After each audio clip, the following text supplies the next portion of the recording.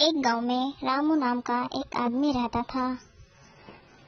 اسے ہنر اور کام تو بہت آتے تھے، لیکن وہ خود اپنی آلس کی وجہ سے کام نہیں کرتا تھا۔ اس کی شادی کو کئی سال ہو گئے تھے، لیکن اس نے ابھی تک کچھ کمایا نہیں تھا۔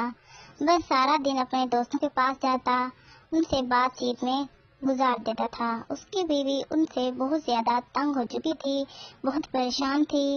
ہر وقت جب رامو گھر آتا تو وہ ناراض ہو کر سو جاتی تھی، نہ اس سے بات کرتی تھی نہ کچھ۔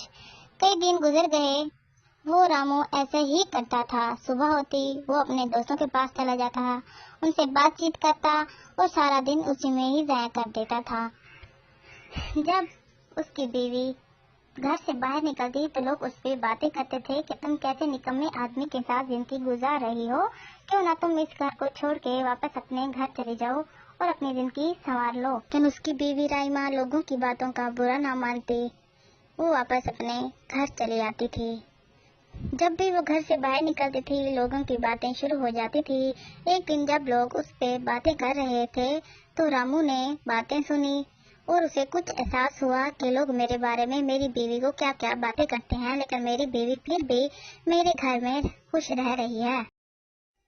تب رامو کو احساس ہوا کہ لوگ مجھ پہ اور میری بیوی پہ کیا کیا باتیں کرتے ہیں، اور میں کیسے جاہلوں جیسی زندگی جی رہا ہوں جو اپنی بیوی کو بھی خوش نہیں رکھ سکتا۔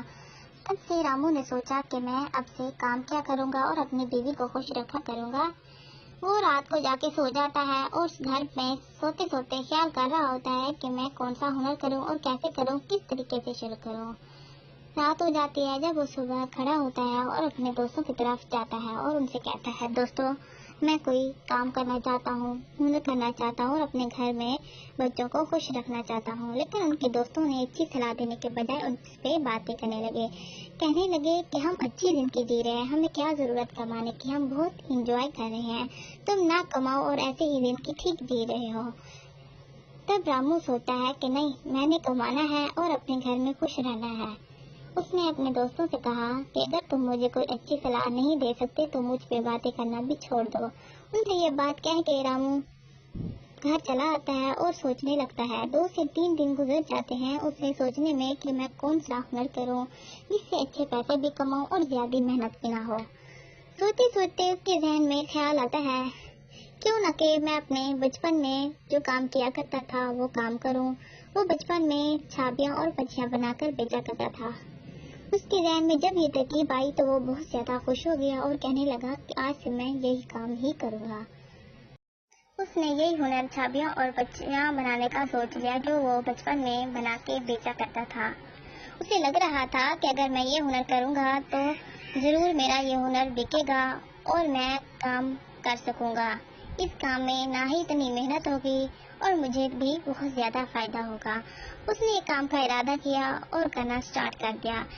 کافی سال پہلے بنایا تھا لیکن اس نے یہ ہنر اب تک بھول چکا تھا۔ 2-3 دن کی محنت کے بعد اسے یہ ہنر آ گیا اور وہ چھابیاں اور پچھی بنا گیا۔ صبح ہوئی اور اس نے یہ چھابیاں اور پچھی بنا کے بیچنے لگا۔ 2-3 دن تو لوگوں نے اس پہ باتیں کی، لیکن پھر آہستہ آہستہ اس کی چھابیاں اور پچیاں بکنے لگی اور رامو بہت زیادہ خوش ہو گیا۔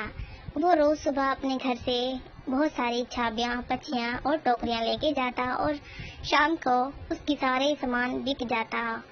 روز ایسا ہوتا گیا اور اس کے گھر میں بہت زیادہ خوشیاں آنے لگی اور وہ شام کو بہت ساری سبزی پھل فروٹ لے کے اپنے گھر کی طرف روانہ ہوتا۔ اس کی بیوی بہت زیادہ خوش ہونے لگی تھی اور وہ ایک اچھا کھانا بنا کر دونوں ساتھ مل کے کھاتے تھے۔